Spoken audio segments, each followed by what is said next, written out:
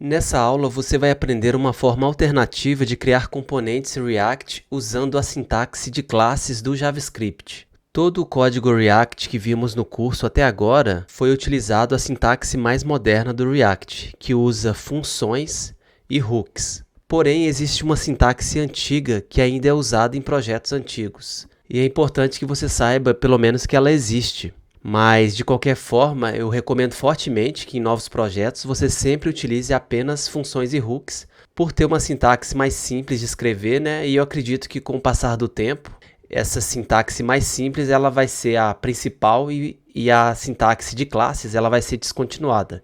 Então eu vou te mostrar aqui simplesmente para você conhecer e não se assustar, né, com o código que você vê aí na internet. Provavelmente é código antigo que usa a sintaxe de classes, beleza? Então vamos ver aqui esse componente, que é o contador, que a gente já desenvolveu, né, em aulas anteriores. E veja que ele usa, né, a sintaxe de função e hooks. Então eu tenho aqui a declaração do componente, que é a declaração de uma função. E aqui dentro dessa função eu uso os hooks, né, principalmente o useState e useEffect, que você já viu para que servem. Já na sintaxe de classe é um pouco diferente. Ao invés de declarar uma função do JavaScript, você vai declarar uma classe do JavaScript, estendendo essa classe React.component, que está, né, dentro de React. Beleza? Então a principal diferença é essa. A gente usa aqui na sintaxe de classe, a gente usa, né, classe, estendendo React Component, enquanto lá na sintaxe moderna a gente declara simplesmente uma função. Beleza? Continuando aqui, veja que meu state ele é bem simples de declarar. Eu simplesmente, né, eu declaro essas variáveis usando o useState. Já na sintaxe de classe é bem diferente. Eu preciso criar um método construtor. E aqui dentro desse método construtor eu preciso chamar, né, o this.state e passar o valor dessa forma aqui. Eu uso o método construtor também para eu utilizar props com esse comando aqui. Então dessa forma eu consigo, né, usar props, que seriam os atributos, né, as propriedades lá do JSX que eu vou passar. E eu preciso também fazer o bind dos métodos.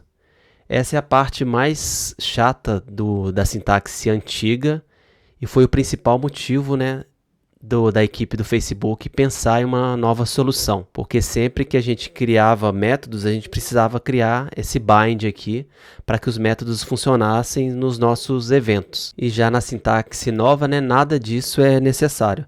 A gente simplesmente passa isso aqui dentro da função. E a props eu nem preciso fazer nada, ele simplesmente já funciona. Uma outra diferença é que na sintaxe nova, né, eu tenho funções dentro de funções, que são aqui os eventos, né, que são chamados aqui nos meus botões e inputs, enquanto que na sintaxe de classe eu tenho os métodos da classe, né, que eu criei aqui. Então é um pouco diferente. Ao invés de funções, a gente tem os métodos mesmo da sintaxe de classe do JavaScript. Então a gente tem aqui, né, os nossos métodos. E veja que eu preciso usar o this, né, já que eu estou usando a sintaxe de classe, eu preciso usar o this várias vezes. Então eu tenho this aqui, é muita repetição de código this. Veja, então sempre eu vou precisar usar o this. Já na sintaxe nova não existe o this mais, porque, né, é um componente totalmente funcional. A sintaxe aqui no JSX não muda. Eu simplesmente, a diferença, né, que eu tenho um método render, que lá na função eu não tenho esse método, né, render, eu só tenho um return aqui do JSX.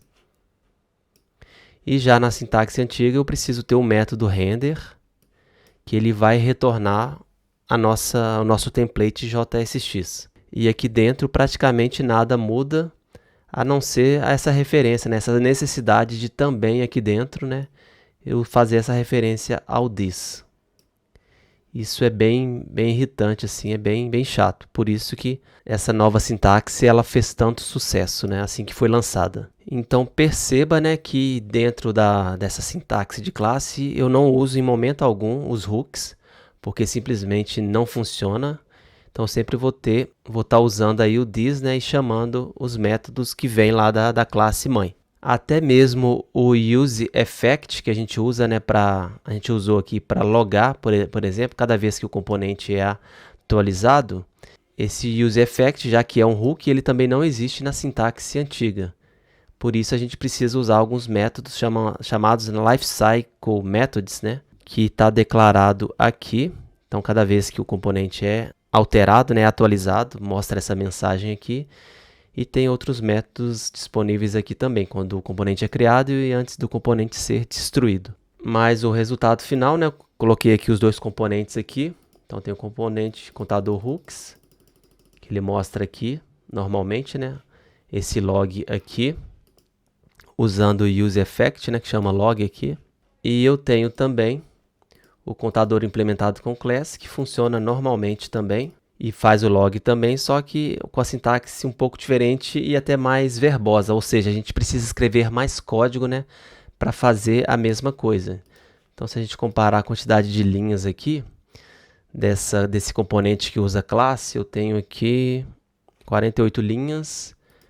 O que usa função eu tenho 34, então são menos linhas também e o código fica mais organizado e mais elegante. Bem, era isso que eu tinha para falar nessa aula.